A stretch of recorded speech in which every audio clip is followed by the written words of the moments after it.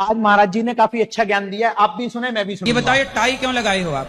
Tie महाराज जी college का rule है, college में जाएंगे तो टाई लगा के बिल्कुल जाएंगे। सही बात है। अच्छे लगते हैं अच्छा टाई ये से। बताओ टाई क्यों लगानी स्टार्ट की थी? सुनो। शुरुआत अंग्रेजों से हुई। टाई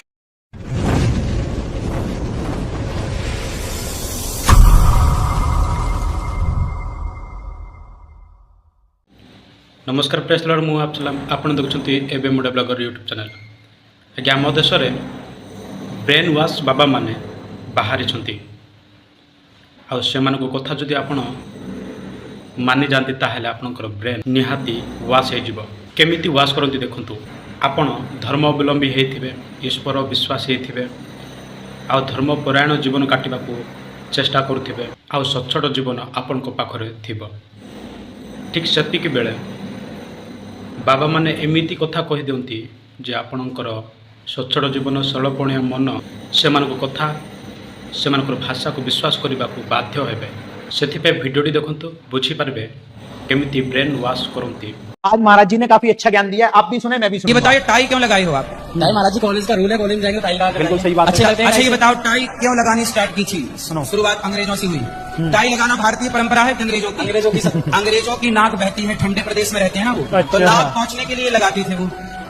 आप तुम्हारी नाक बहती है तो महाराज जी बिना टाई के कॉलेज में अंदर नहीं जाने देते हैं। जो तो सोचिए भारत कितना मूर्खता से गुजर रहा है कि जो नाक पहुंचने वाला कपड़ा था अंग्रेजों का, अच्छा। उसे आपने स्वीकार कर लिया और फैशन बना लिया। आगे ये सुनना। बताओ झांसी की रानी युद्ध लड़ी, महाराणा प्रताप युद्ध लड़े, है। शिवाजी युद्ध लड़े, क्या ठीक है। इन लोगों ने टाई लगाई?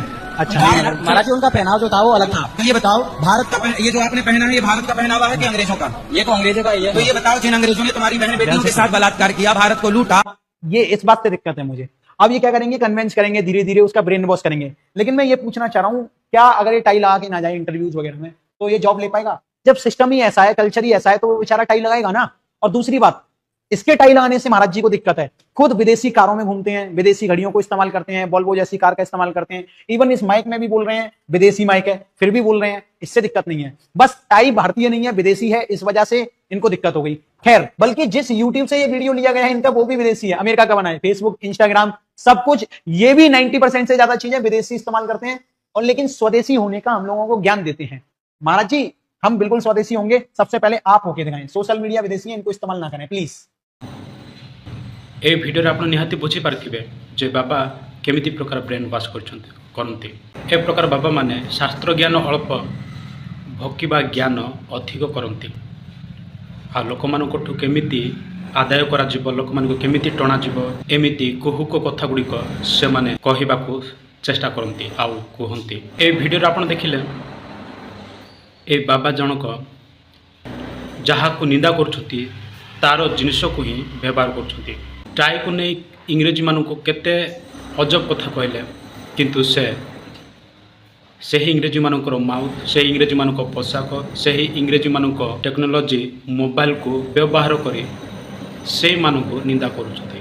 ताहले ए प्रकार लोक मानकर कथा शुणिले आमे बोका ना से माने बोका। यदि आपण भलरे ध्यान करेंगे ताहले एमानकर कथार कौन सी लॉजिक ही मिसुना कि रियलिटी मध्य मिसुना, ताहले आपण कहीं एमानकर कथा को धरी आपणकर ब्रेन वाश करेंगे।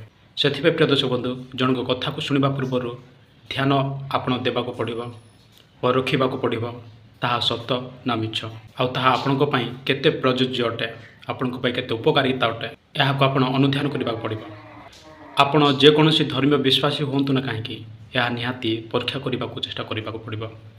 बाइबल आमको शिक्षा दिए जेकोसी पालक हूँ, प्रचारक हूँ, मिशनारी हूँ, क्या नेता मंत्री हूँ, से मैंने कथा कहूबा बेले जदि बाइबल बाहर हुए क्या आपण प्रयोज्य नुहे, उपकारित नुहे, ताहले आपण ताकू छाड़ी दिंतु। बाइबल कहे जहाँ मंद ताहा छाड़, जहाँ उत्तम ताकू धर, आ प्रत्येक विषय परीक्षा कर जे ताहा बाइबल भित्तिक कि नाही, यह जानी आपण सजग हूँ। बाइबल ये समस्त विषय कहे आपण आ मते मानव जाति को सब विषय सतर्क सावधान कथा कहे। एमती कौन सी धर्मीय शास्त्र आपण को एमती सावधान सतर्कतार कथा कहब ना। आपण कौन सी विषय को सहजरे विश्वास करंतु नहीं, ताको परखिबा पड़े चेष्टा करंतु, तनखिबा चेष्टा करंतु, आ सतर्क सावधान सहित व्यवहार होगा चेष्टा करंतु। एमिति बाबा मान कथार, नेता मंत्री मान कथार ଫସି ଆପଣଙ୍କର ବ୍ରେନ୍ ୱାଶ୍ କରି ଆପଣଙ୍କର ଜୀବନକୁ ହରାନ୍ତୁ ନାହିଁ। ସେଥିପାଇଁ ସାବଧାନ ସତର୍କ ରୁହନ୍ତୁ।